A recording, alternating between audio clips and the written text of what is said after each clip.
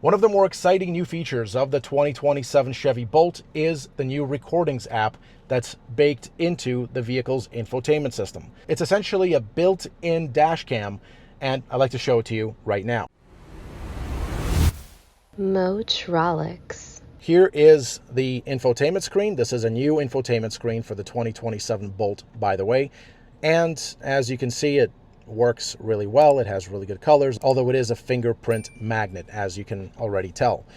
But that's neither here nor there. What we're here to do is to look at this guy right here. So what happened? If I go to recordings, there we go. Surround vision recording is paused while the app is open. So basically, if you want this app to record, you cannot be in the app.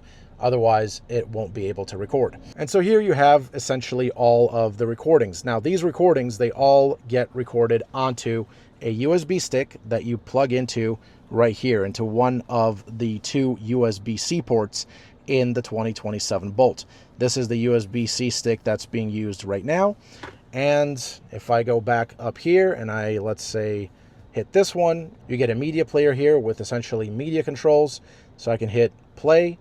And there it goes. It's showing me exactly what was going on during the drive. And I can select which camera I want the view from. So here, if I want to see the rear view camera, then it'll give me the rear camera view.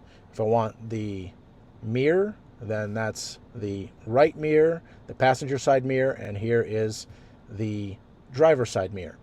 And I can go back and forth. As you can see, it's very responsive. The system overall is very responsive, and it works really well. Now, you do have some options here. If I go to this gear icon, I can essentially say that I want to turn the surround vision recorder off or on. I can toggle that right there, and I can also eject the USB drive.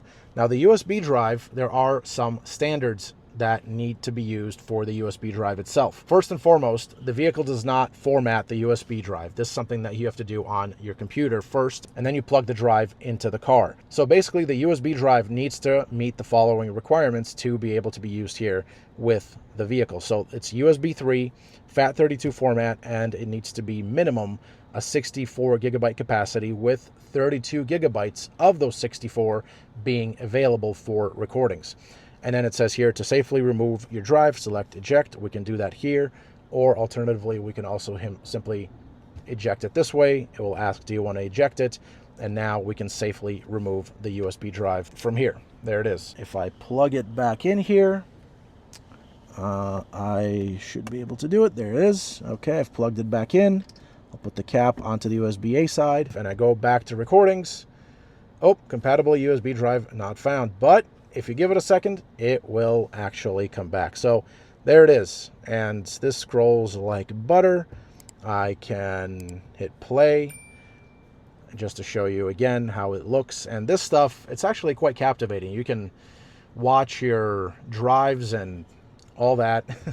It's actually quite nice and quite entertaining. If you have a scenic drive on a nice road, it can be quite fun to actually watch. So, the recordings app, finally an actual built-in dash cam.